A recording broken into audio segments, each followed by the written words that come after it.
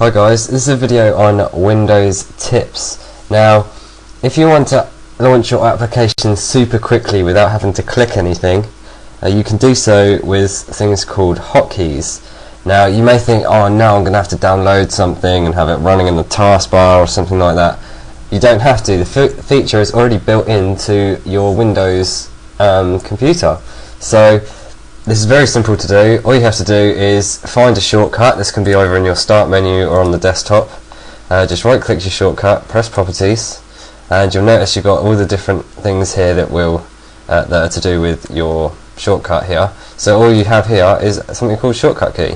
So if I say Alt Control and N, just type the shortcut in, press OK. So now next time I'll launch Notepad, Alt Control and N, and it does it. So I haven't seen people use it really. It's just seems another thing that Windows has got that no one uses. So very quick tip if you want to do anything like that, and if you want to look back into my shortcuts, useful shortcuts, I've done some like copying entire directories onto pens and backwards and forwards and things like that. But anyway, check the other video that I've done on shortcuts. I've done quite a few.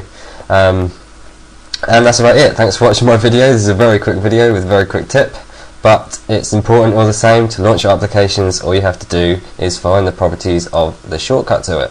So thanks for watching my video, and if you like my videos, please rate, comment, subscribe.